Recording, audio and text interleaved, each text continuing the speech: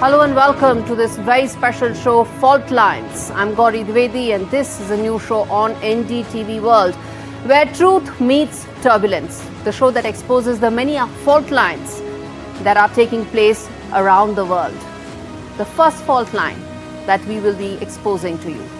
India hits back after the Pahalgam attack with Operation Sindoor. Pakistan fumbles with mimicry, while the world watches through a fog of propaganda, and we decode the ultimate terror fault line that passes through Pakistan. And later, a second fault line. We talk about, well, what Putin is trying to do. He puppeteers both Zelenskyy and Donald Trump in a geopolitical chess game. Why does peace look as elusive as it did on day one of Trump 2.0? The fault line that Putin has been able to very successfully exploit again and again. First up, the big divide this Monday. We bring you the unvarnished truth.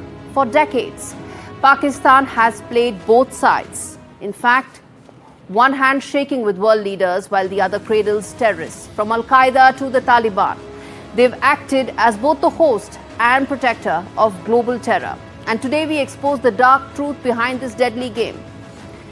Remember, viewers, this isn't just a matter of collateral damage or a few rogue actors. The Pakistani government has openly supported, shielded, aided some of the world's most dangerous terrorists. Who all are those? We're going to put that out one by one for you.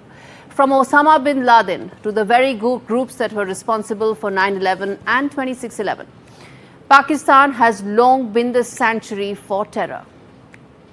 Pakistan's own leaders have publicly acknowledged the deadly alliance between Pakistani state and terrorists. It's the time the world woke up, took notice of what exactly has happened and stopped pretending that this is just a matter of coincidence.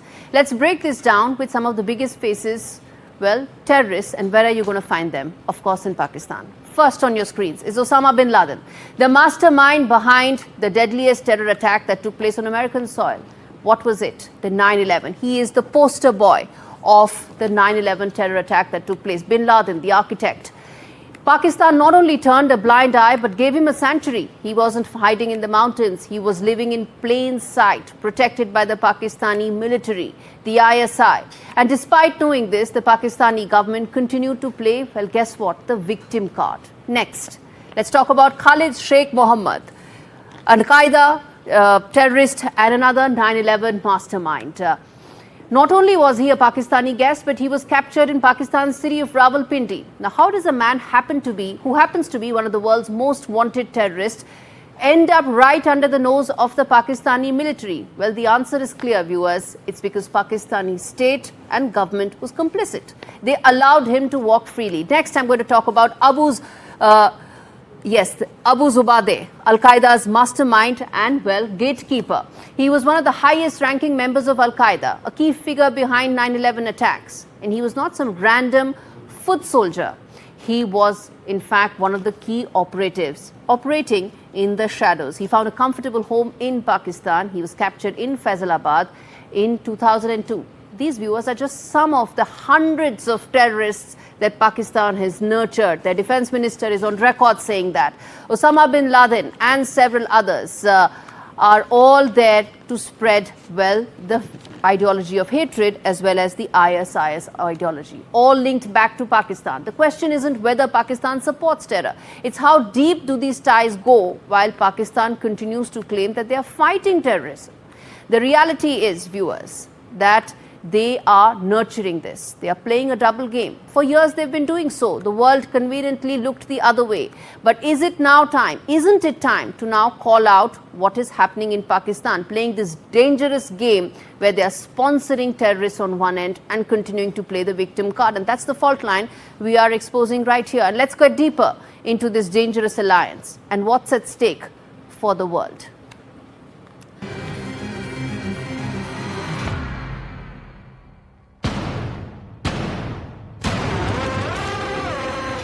In the battle of words, Pakistan's narrative is hollow, lacking real substance and evidence, while India stands firm with undeniable facts and a consistent voice. Let's start with Pakistan's official defense. Their DGMO briefings claim Pakistan is fighting terrorism on its own soil, a mantra they've repeated ad nauseum. But where's the proof? The same Pakistan that hosts terror masterminds like Hafiz Saeed and Zakir Rahman Lakhvi on its soil is hardly a credible defender of peace. Instead of offering accountability, they offer denials with no substance to back them up. Now, contrast that with India's stance. The DGMO in India speaks with clarity and conviction. Their briefings are backed by intelligence and hard evidence, not just empty words. India doesn't just talk the talk, they walk the walk. Every time Pakistan sponsors a terror attack, India responds with precision, holding Pakistan's hand to the flame of accountability. Then there's Shehbaz Sharif, Pakistan's prime minister, who has repeatedly tried to mimic global leaders by making speeches and appearances on the international stage. But his words are like cheap imitations in makeshift tents, with weapons not even used in the conflict and banners of those actually claimed to be used, echoing hollow promises without action. Pakistan's narrative from their DGMO's briefings to Shehbaz Sharif's stage performances is falling apart. While India's leadership stands firm, armed with proof and a consistent stance, Pakistan continues to flounder, spinning tales with no proof to back them up.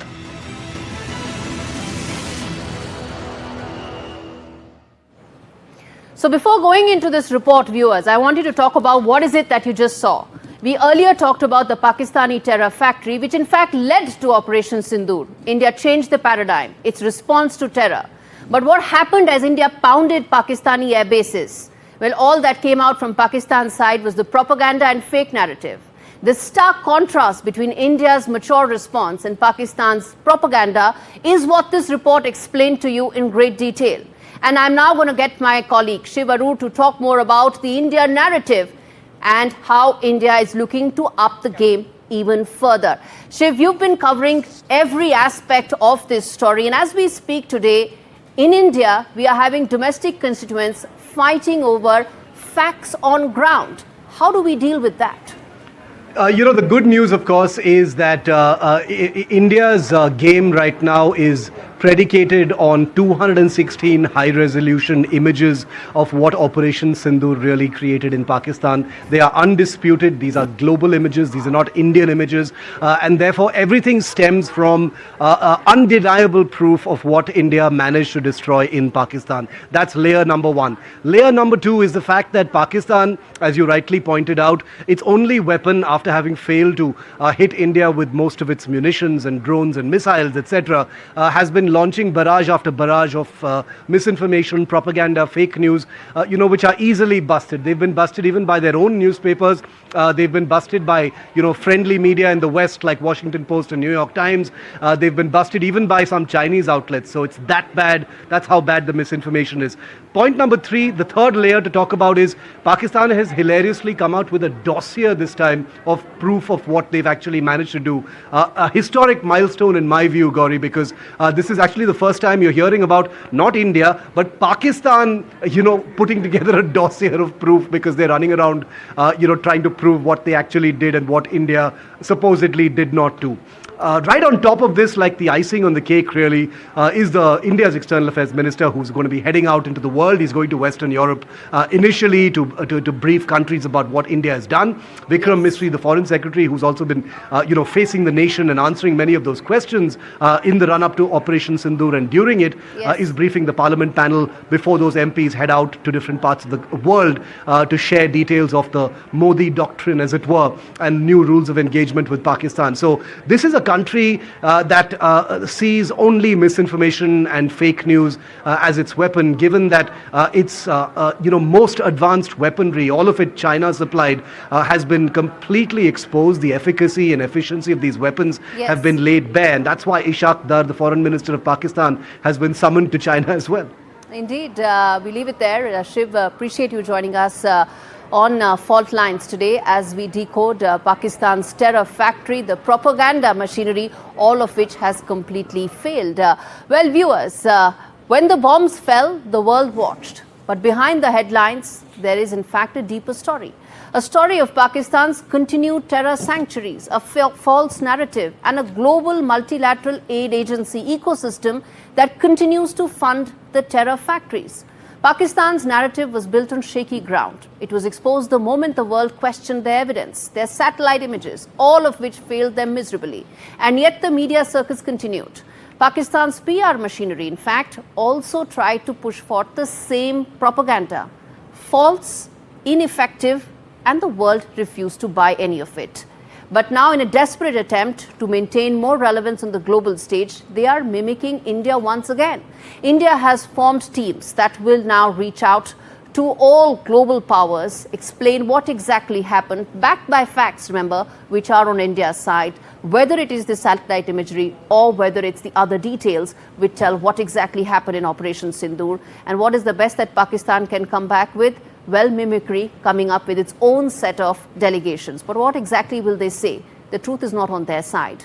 But what they do have are those terror factories that are still functioning. And it's up to the world to ensure that those factories need to end. Because terror, remember, is not just a plague that is impacting India. It is impacting the world. And that, in fact, is something that one of the questions that we are putting forth, besides, of course, asking that why exactly Pakistan had to ask for a ceasefire when, according to its own fake machinery, it was on the winning side.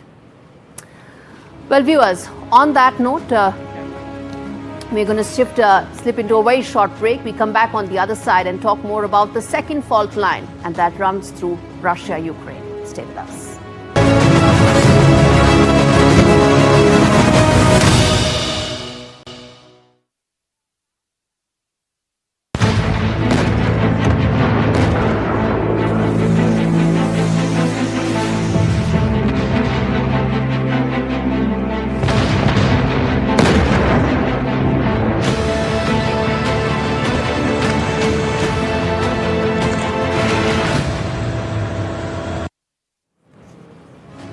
Viewers, the second fault line we are going to talk about and expose is the one that runs through Europe, Russia and Ukraine more specifically. Vladimir Putin is playing the long game with Donald Trump back in the White House and peace talks in Istanbul almost coming to a dead end. Russia is betting on bypassing Zelenskyy completely. What does Putin want? Well, simply he wants to talk directly to the big boys. And who's in the big boys club? Most certainly not Zelenskyy. And as we dig deeper into the power plays, the posturing, and the real politic of a war that refuses to end, we decode exactly what those fault lines are all about. Remember, they say you cannot expect rain if you never see the clouds. 3 years into the war, a so-called peace summit in Istanbul, took place while Putin stays dry and far away from the storm. And Zelenskyy made an appearance, flanked by his European allies. But the question is, what happened to the Americans? They deserted him completely, didn't they? In fact, that's one of the questions that we are going to put forth, that the deals that Trump was signing, what happens to the deal that he was supposed to sign on the Russia-Ukraine front? The very man who suggested the talks decided not to attend. Instead, he sent a ghost delegation, Putin, led by a cultural relic, not a serious negotiator. The message was loud and clear from Putin that Russia is here to posture, most certainly not to settle. Ukrainians, in fact, they also had a delegation. They showed up. They were hopeful, perhaps. But it's hard to tango when the partner won't even step on the floor, isn't it?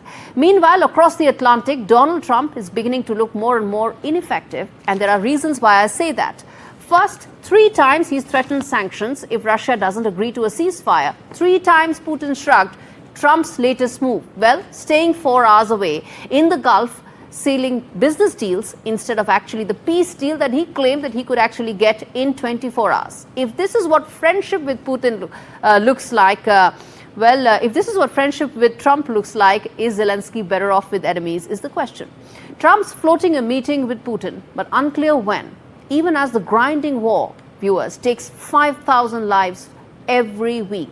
On the ground, bombs keep falling while leaders dance around diplomacy. Civilians die in the dirt. The Istanbul summit was meant to stop the bloodshed. Instead, it became a backdrop for egos and empty seats. Putin's playing the long game. Trump's playing catch-up. And well, Zelenskyy, he's playing defense, isn't he? Politically, militarily, and emotionally as well. With the world watching, but not stepping in. If peace is a poker table, then right now it's clear Ukraine's not holding the cards, isn't it? And viewers, in the end, it's not just a diplomatic failure. It's a dangerous signal that Putin believes he can actually wait out Ukraine, brush off Trump, and bend the terms of peace to what he wants to. The Istanbul summit was never really meant to succeed, but just to show who's really pulling the strings. And the answer to that you'll find in this report.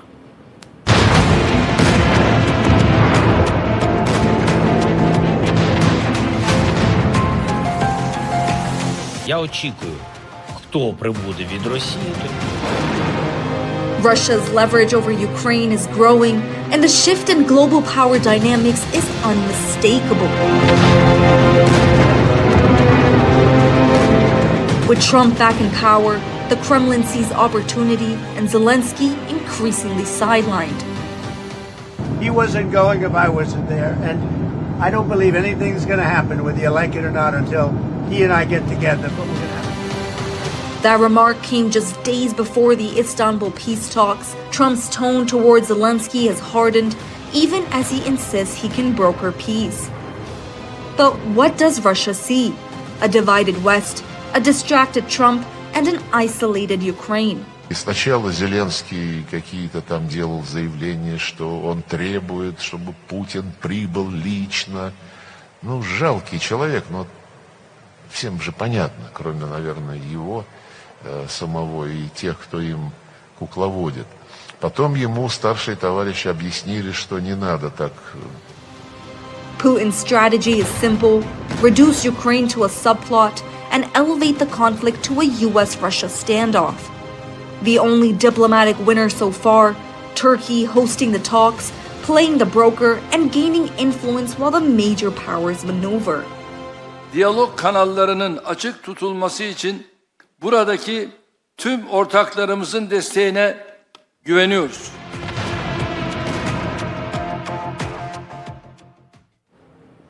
With Donald Trump pushing for a bilateral summit and Putin refusing to meet anyone but him, Ukraine risks becoming a footnote in its own war. And if that happens, Russia will have already won without conceding a single inch, or at least that is what it looks like. And to talk more on that, I'm joined by, in fact, Ms. Dasha joining us live from Moscow to understand what's really at play. Ms. Dasha, there's an important phone call that will take place between Donald Trump and Vladimir Putin. But given how much of a non-starter the Istanbul Peace Summit was last week, it seems few people have high expectations.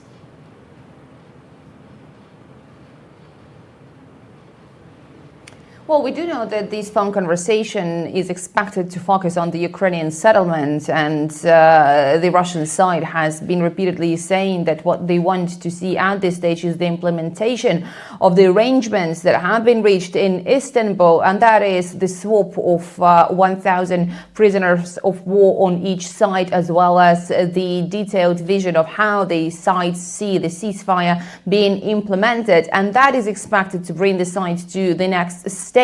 And in this conversation between Trump and Putin, indeed, they are expected to talk about ceasefire primarily and the wider settlement of this conflict, as Moscow has been insisting they don't want to see the 30-day ceasefire to be introduced without the promise of the halt in military supplies to Ukraine, because Moscow believes it holds the upper hand on the battlefield, and any halt in the fighting would change that disposition of powers, giving Ukraine an advantage and the opportunity to have respite during those 30 days, as well as to regroup, remobilize, and accumulate more weapons. So from the Russian perspective, the expectation from this phone conversation is that the American side will understand what Moscow describes as the root causes of this conflict. And the Russian president has earlier been saying that Moscow respects the US national interest and expects the US to respect Russian national interests as well. The fact that most European allies immediately are seeking a 30-day ceasefire, how do you see that having an important aspect in terms of Mr. Trump even threatening possible sanctions if Mr. Putin doesn't agree?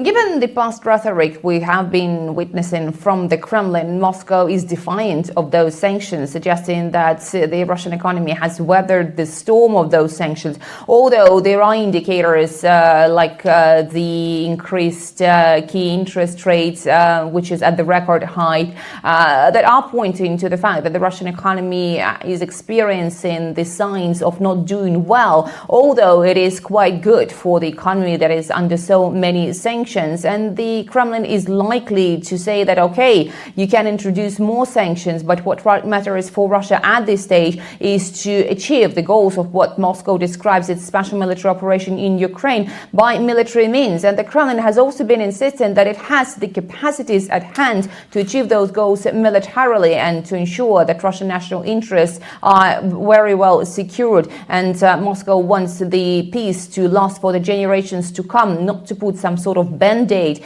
that could result if the Western countries pressure for their solution, ignoring the Russian side. 3 years into the war, nobody wants band-aids. People want long-term solution. Thank you so much, Ms. Dasha, for joining me live from Moscow. Well, viewers, let's take the blinkers off. Vladimir Putin didn't attend the peace talks in Istanbul because he didn't have to. This is not diplomacy. This is theater. And in this play, Putin is both the director and the lead.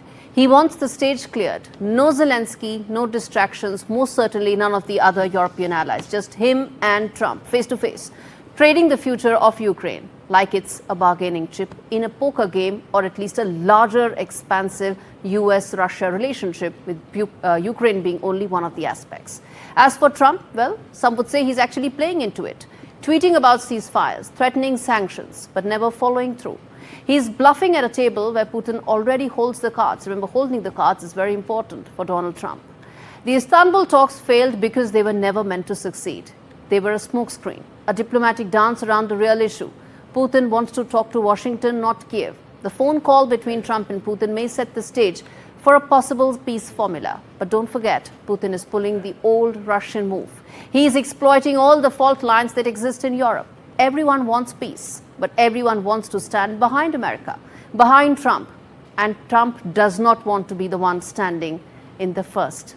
And that's really what the big issue is. So Putin is pitting allies against each other, trying to stall the battlefield, whisper sweet nothings to the White House while bombing Ukraine. There are entrenched positions on both sides. Zelenskyy does not want to concede any territory to Russia, start talks only after a 30-day ceasefire.